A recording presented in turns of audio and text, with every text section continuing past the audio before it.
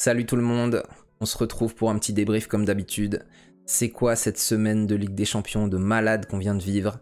Que des matchs dingues, le Bayern Inter au top, le PSG Aston Villa, des buts exceptionnels, un scénario incroyable. Le Barça Dortmund déséquilibré certes, mais bon, Dortmund a quand même raté pas mal d'occasions de mettre un peu plus de doute chez cette équipe du Barça. Et le Barça qui envoie un message, hein, qui montre bien qu'ils sont là pour aller au bout. Et puis enfin, ce match qu'on va analyser de manière approfondie aujourd'hui, entre les Gunners d'Arteta. On reparlera de lui, ça c'est sûr. 3-0 face au Real de Mbappé notamment, qui a pas vraiment vu le jour dans ce qui était pour moi un match clair-obscur.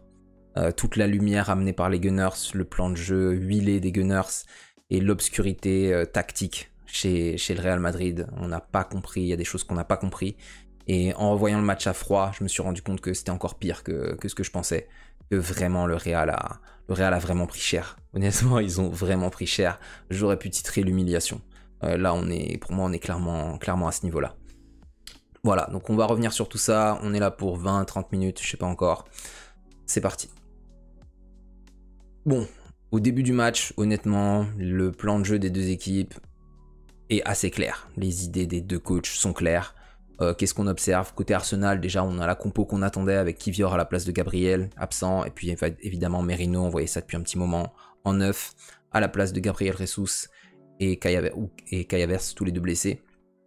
Et le reste de la compo, bon, bah, c'est du classique, hein, le milieu de garde Thomas Partey, Declan Rice, qui est le milieu qui s'est installé depuis un petit moment. Voilà, donc côté Arsenal, on a ce qu'on attendait. Comment Arsenal fait dans son plan de jeu sur la relance quand ils sont bas? Ils relancent à 4. Alors même si Timber là il est un petit peu plus haut, mais souvent il va se placer un petit peu plus bas aussi.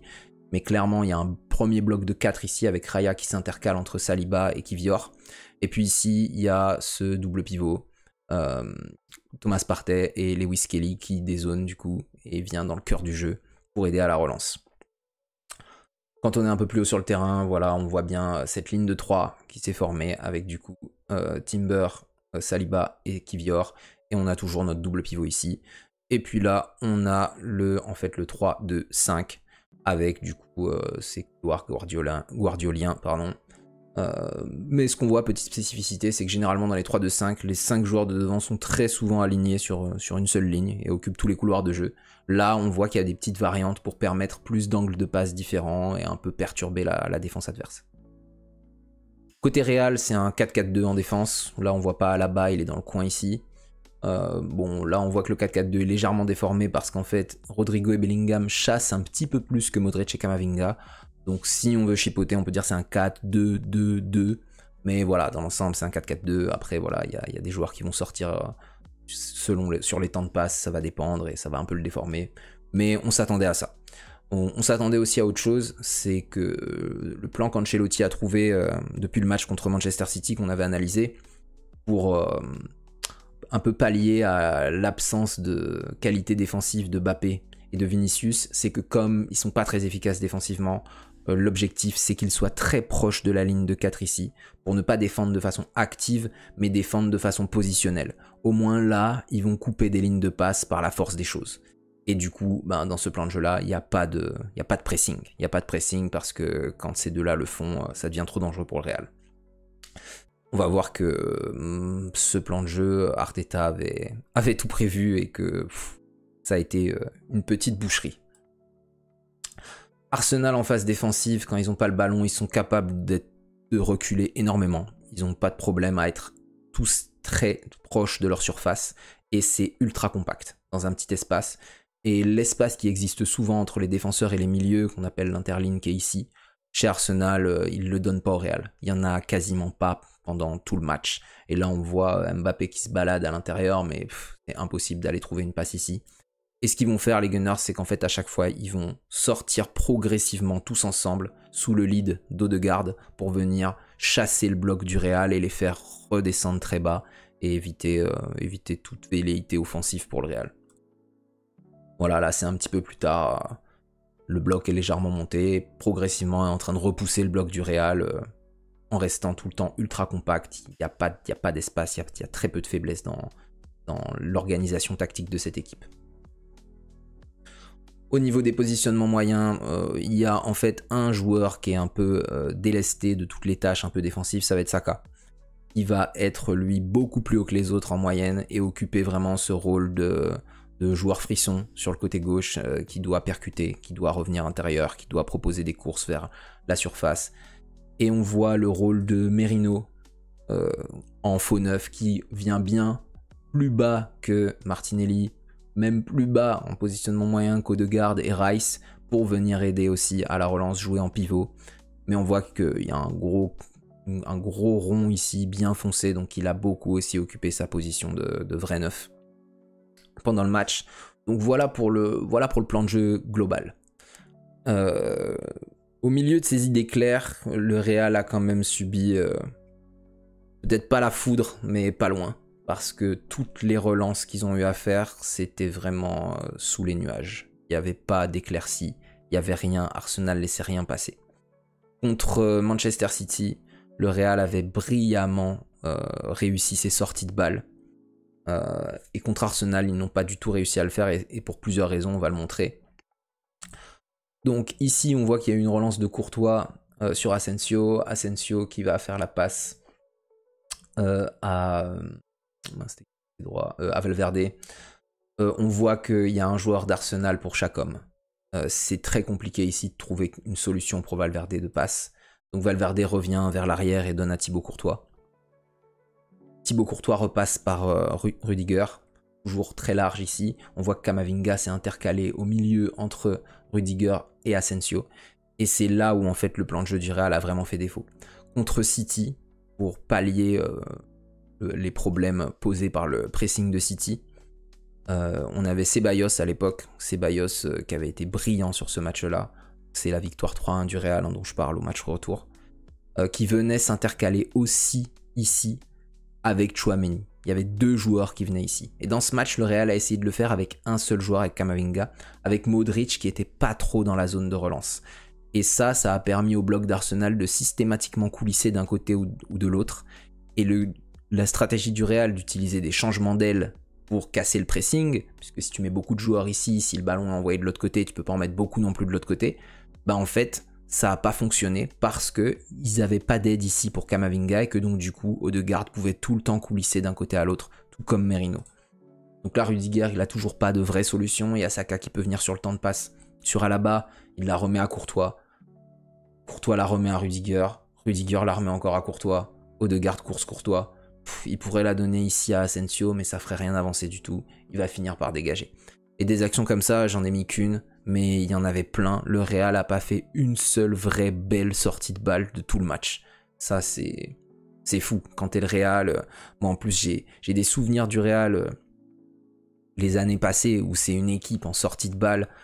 Je me souviens, je sais plus c'était en quelle saison contre Liverpool, mais il m'avait traumatisé sur les sorties de balles. Je crois que ça avait fait 5-2, quelque chose comme ça. Il y a un match comme ça, il y a un massacre là du Real contre Liverpool au niveau de sortie de balle, mais c'était grandiose. Ben là, que dalle, là, c'était stupéfiant de médiocrité. Au milieu de cette absence de bonne relance, il y a eu deux acteurs de cette rencontre qui ont vraiment été des plots mobiles, quoi. Vini et Mbappé, vraiment un match catastrophique dans le positionnement, dans le QI foot, c'était vraiment chaud. Donc le plan de jeu d'Arsenal, qui a compris que Mbappé et Vini vont essayer de jouer proche de leur milieu, ben c'était de les aspirer. C'était juste de les aspirer pour les éliminer facilement. Là c'est un peu particulier parce qu'on est sur une phase où le Real fait une tentative de pressing. Le pressing va être battu avec une grande simplicité. On a ici du Saliba qui revient vers Raya.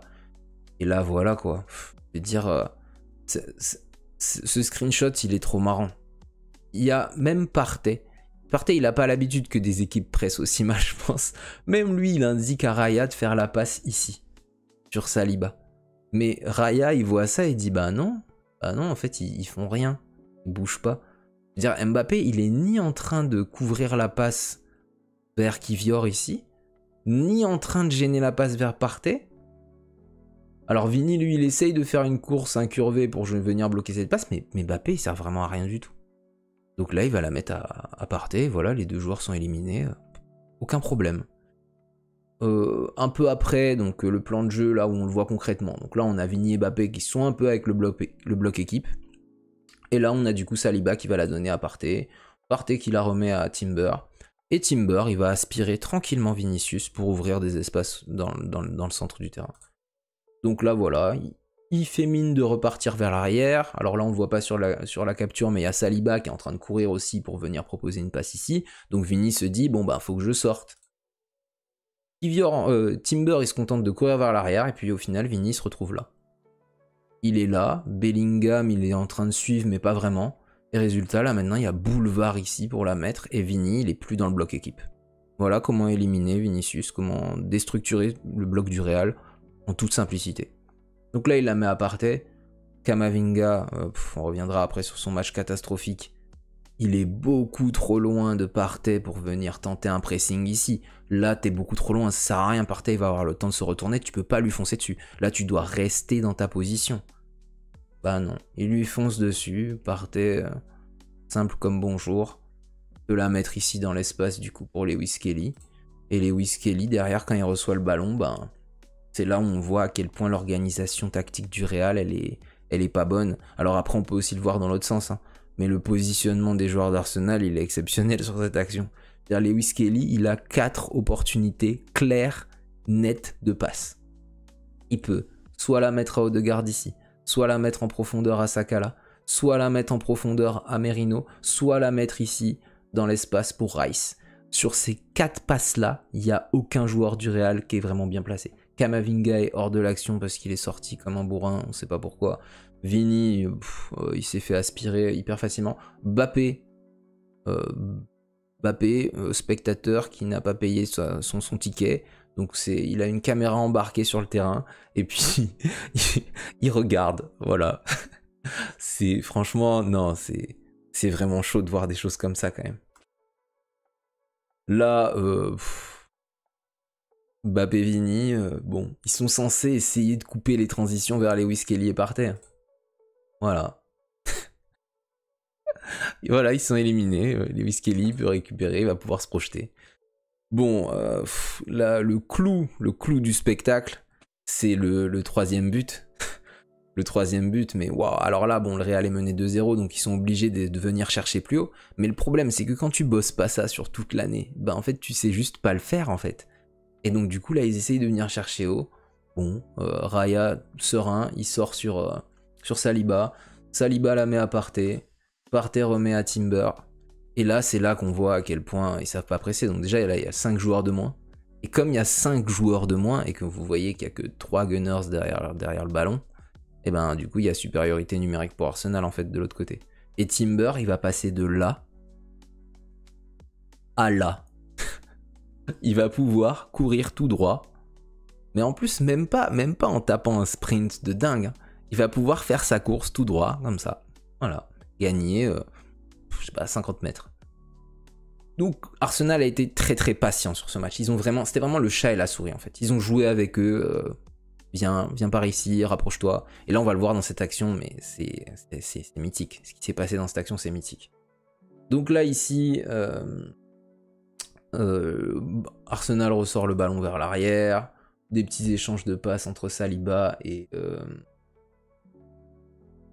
J'arrive pas à reconnaître. Je ne pas que ce soit Trossard. C'est peut-être pas. Je sais pas. Ouais, peut-être bien. Bon, bref. Donc, des petits échanges de passes sur le côté comme ça. Et puis ensuite, là vient le moment d'humiliation ultime. Partey reçoit le ballon. Il regarde Vini et Mbappé. Et il leur dit... non, là, vous êtes trop proche de votre bloc équipe. Venez. Et il va pendant 3-4 secondes faire des petites... poser le pied sur le ballon et le faire rouler sous sa semelle en reculant. En mode, approchez les gars. Venez, sortez du bloc. Là, il la donne à Saliba. Saliba, il vient de voir ce que Partey a fait. Saliba, il fait pareil. Il fait mine d'eux et puis il les attend. Et puis ils finissent par sortir. Et Saliba, du coup, il attend. Ça y est, il monte sur moi. Ok, c'est le bon moment. Il donne à Raya. Les deux, ils poursuivent leur effort. Ils se disent, bon, on continue de presser, mais presser comme ça à deux, ça sert strictement à rien. Et là, du coup, Raya, il la remet à parter. Et voilà. Voilà comment éliminer 2 joueurs du bloc en toute simplicité. Le chat et la souris. Vraiment, c'est une dinguerie. Donc là, Partey, il récupère le ballon. Partey, il a fait un match. Le match de Thomas Partey. Incroyable. Tellement sous-coté ce joueur d'ailleurs. Donc là, la logique, on se dit, il va la remettre ici. Bah non. Partey, il contrôle vers l'avant. Et il la donne ici à Merino, qui a décroché pour venir aider à la construction, comme on avait vu sur les positions moyennes. Merino, il la met pour Rice. Encore une fois, comme le Real est très mal organisé, Rice, il peut faire une course du milieu de terrain jusqu'aux abords de la surface, fixé complètement Vasquez, je crois qu'il est rentré à ce moment-là. Décalé Trossard qui la remet à Lewis Kelly. Là, les joueurs d'Arsenal, ils ont complètement aspiré tout le bloc défensif du Real à l'intérieur de la surface de réparation. Il y a un espace gigantesque ici. Et là, l'intelligence de jeu de Merino, qui comprend qu'il faut faire l'appel en retrait, mais en même temps, il y avait tellement de solutions dans la surface. Et la finition magnifique. Voilà, un but en 55 secondes de possession, 16 passes, les 5 dernières passes en 5 secondes. Et voilà, Arsenal qui a joué avec le Real et qui les termine comme ça. Incroyable cette équipe. Il y a une petite stat qui m'a fait un peu halluciner quand même. J'ai pas souvenir d'avoir vu un match dans ma vie où il y a eu 12 tirs et 11 cadrés. Ça veut dire que les positions de tir, elles sont incroyables. Et sur les 11 tirs cadrés, et sur les 12 tirs, pardon, il y a 9 tirs dans la surface. 9 tirs dans la surface de réparation. Pour une équipe Arsenal dont on dit qu'offensivement, c'est un peu léger, que c'est surtout une équipe de contrôle défensive, une équipe qui n'arrive pas trop à créer, 9 tirs dans la surface. Non, c'est vraiment beaucoup. Ce qui est quand même rigolo, c'est qu'ils font 9 tirs dans la surface, mais que sur les 3 buts, il y en a 2 qui sont sur les 3 tirs qui sont hors de la surface. Et c'est cocasse. Évidemment, on est obligé de dire un petit mot sur Rice, qui, au-delà des 2 bangers qu'il a envoyés, donc celui-ci était déjà dingue. Le deuxième, voilà. Je veux dire, moi, je pense que j'ai sursauté, tellement le but était fou. Mais au-delà de ça, il a fait un super match, donc dans le demi-espace gauche en permanence, il a toujours été bien placé pour proposer des super appels. Il y a aussi une action, il fait sa tête sur un super barret de Courtois, sur une tête dans la surface où il s'est bien projeté. Non, Rice, quel joueur. Quel joueur. À côté de ça, donc Rice a tout éclairé, mais Kamavinga, c'était cata. Hein. Alors Kama, on oublie souvent qu'en fait, il a que 22 ans, si je dis pas de bêtises, peut-être 23 maintenant. La dernière fois que j'ai vérifié, il avait 22. Donc il est encore très très jeune en fait, hein, et il a déjà un niveau de dingue par rapport à son âge. Mais c'est vraiment compliqué. Tous ces derniers matchs où il est titulaire, c'est très compliqué. Là, dans ce match-là, quand on le voit rater des passes comme ça, là ici, à ce niveau-là, tu peux pas rater une passe comme ça. C'est pas possible. Ça se fait intercepter. Ça génère une énorme occasion.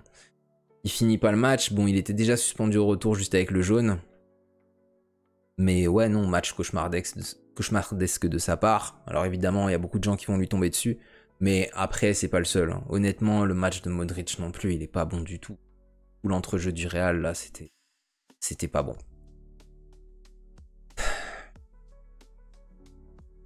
Arteta, la majorité. Pourquoi je titre Arteta la majorité? C'est parce qu'on parle souvent des baby gunners. Et là, vraiment, pour moi, c'est le match qui vraiment vient nous dire, ok, les baby gunners, c'est terminé. Cette équipe un peu naïve qu'on pouvait avoir, qui pouvait trembler dans les grands moments et qui était une équipe très jeune, etc. Ils ont gardé la jeunesse. Ils ont des Lewis Kelly, ils ont des Nwaneri, ils ont encore des Saka qui sont assez jeunes. Mais c'est devenu une équipe tellement mature. Ils avaient commencé à amorcer ça la saison dernière, on le voyait dans les matchs contre Manchester City où ils étaient capables d'être solides, froids, vraiment très bons.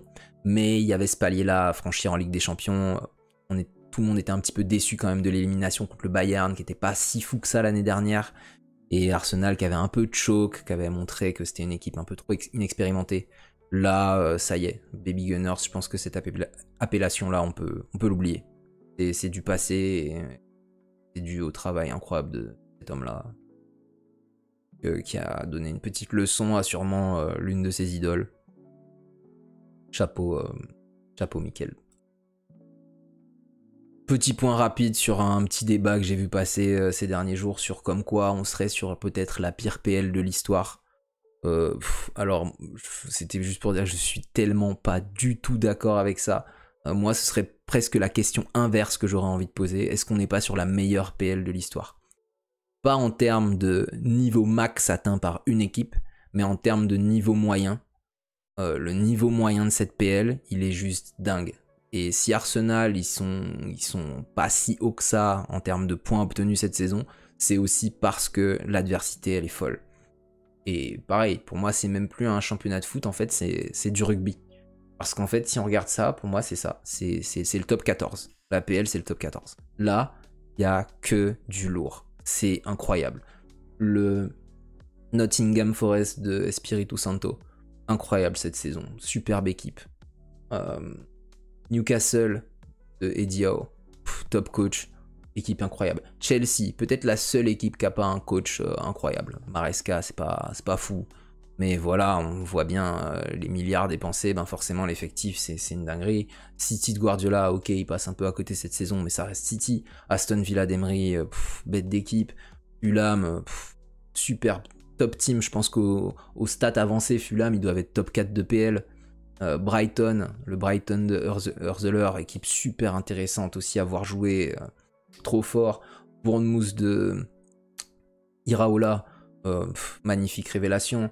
Le Crystal Palace,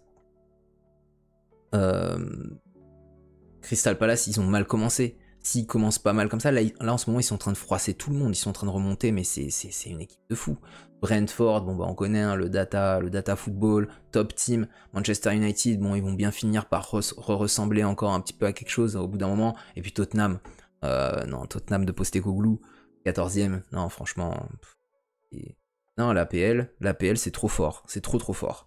Et le problème c'est que c'est tellement fort que du coup ça te donne l'impression que c'est moins fort qu'avant parce qu'il n'y a pas des équipes qui vont finir à 95 points et plus, mais c'est parce que le niveau moyen il a tellement augmenté.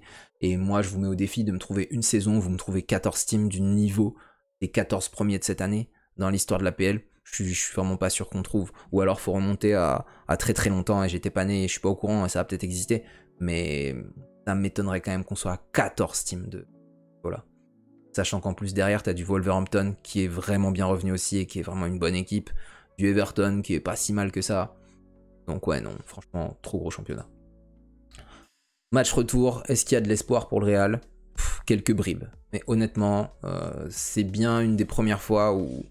En fait si ça plaît pas le Real, je dirais non là c'est mort 100%, de mon point de vue c'est mort 100%. Mais comme c'est le Real, on va dire qu'il y a un petit espoir, mais franchement j'y crois pas trop. Déjà, la première chose, c'est qu'il va y avoir le retour de suspension de Tchouaméni. Pas mal d'absents au Real, mais il y en avait pas mal aussi à Arsenal. Un milieu avec Tchouaméni sera déjà mieux, mais pour l'accompagner, ce sera encore Modric. Alors il va falloir que Modric sorte son prime hein, pour ce match-là, et pas qu'il soit au niveau de celui d'aujourd'hui, parce que ça suffira pas. C'est Bayos, hein. C'est Bayos, je l'avais dit, hein, mais pour moi, c'est vraiment la grosse absence. C'est lunaire de dire ça, parce que le gars était limite un kidam en début de saison, mais de ce qu'il avait montré dans les grosses affiches, son rôle de patron, de parler aux autres, de les placer sur le terrain, d'orienter le jeu, etc. Il leur manque tellement là, c'est dommage pour lui. Ce qui me donne pas trop d'espoir aussi, c'est que quand on regarde le match, moi je me suis dit, ah ouais non mais le Real ils se sont fait exploser dans les duels. Dans ce match, ils se sont fait exploser. Bah en fait je regarde les stats, en fait non. En fait non, ils ont été au niveau dans les duels, ils ont même été meilleurs. Donc en fait je me dis, tu prends une leçon comme ça, et en fait t'étais présent dans les duels, t'étais là, ben le match retour, tu vas faire quoi en fait? Tu vas devoir jouer plus haut. Arsenal, ils vont être full confort à attendre avec leur ligne de 5, leur ligne de 4, tranquillement. Ils vont pouvoir gérer les transitions. C'est une équipe qui aime défendre, c'est ce qu'ils font de mieux. La configuration pour le Real, je trouve qu'elle est horrible. Et en plus de ça, s'ils ont été bons dans les duels, ben, même s'ils continuent d'être toujours aussi bons dans les duels, non, il va falloir vraiment un match anthologique, un plan de jeu fou imaginé par Ancelotti, je sais pas, mais j'ai l'impression que, et en termes d'effectifs, et en termes de travail tactique fait depuis le début de l'année, ils partent avec trop de retard pour pouvoir réussir à une remontada face à un Arsenal aussi prêt, aussi solide, aussi cohérent. Ça me paraît quasi impossible. Petite zone de faiblesse qu'on peut cerner chez Arsenal sur le match, c'est voilà, les moments où ils ont réussi à créer quelque chose, c'est quand Bellingham a fait du dépassement de fonction. Et quand il est venu dans cette interligne, qu'Arsenal n'a vraiment pas laissé souvent libre, mais voilà, il est venu des fois, de temps en temps dans cette interligne, là il va être bien vu par Rudiger qui va lui mettre une top passe, et en une touche de balle il va ouvrir pour Mbappé, et Mbappé qui va shooter ensuite à côté. Donc voilà, ça va passer par un Bellingham qui devra réussir à jouer plus haut. Mais le problème, c'est que si tous les joueurs du Real jouent plus haut, il va falloir aussi qu'ils évitent les balles d'Arsenal dans l'autre sens, qui est une top équipe aussi de transition. Donc voilà, j'ai pas trop d'espoir pour le Real sur ce match retour. Mais ça reste le Real, donc on verra bien. Et en tout cas, ça va être kiffant de les voir dans cette posture où ils vont devoir tout donner, où ils ont quasiment plus rien à perdre. C'est tout pour cette analyse. Hâte de voir les matchs de la semaine prochaine, le match de Paris, le match de ce Real Arsenal, et puis le match retour aussi entre le Bayern et l'Inter, qui est peut-être du coup le match retour qui sera le plus intéressant en termes de suspense, parce que ça a l'air quand même relativement fait pour Paris, même si c'est, bon voilà, on va dire c'est du 65-35 pour Paris. Pour Arsenal, pour moi ça ressemble à du 90-10. Mais le Bayern Inter, il y a peut-être pas autant d'écart. Peut-être que le Bayern peut le faire, ça va être trop intéressant. On va suivre tout ça. De notre côté, on se retrouve dimanche pour le live, comme d'habitude, où on reviendra sur tous les matchs. 20h30 ce dimanche sur YouTube. Et puis sinon, pour une analyse la semaine prochaine. Là, j'ai fait Arsenal cette semaine. Il se peut que je fasse Paris la semaine prochaine. Ou alors peut-être le Bayern Inter. Dites-moi dans les commentaires ce que vous préférez. Pareil, dites-moi s'il y a des choses dans ce match que vous avez vu qui vous ont fait halluciner ou qui vous ont impressionné et que j'ai pas mentionné ici. Voilà, hein, je rappelle, c'est comme d'habitude. Les vidéos, on essaye de les rendre les plus exhaustives possibles grâce à la participation et à l'apport de tous dans les commentaires. Il n'y a pas de vidéo parfaite. Il n'y a que des vidéos qui demandent à être améliorées par vos contributions. Merci encore pour tout le soutien. À dimanche pour les suiveurs du live et à la semaine prochaine pour les autres. Ciao.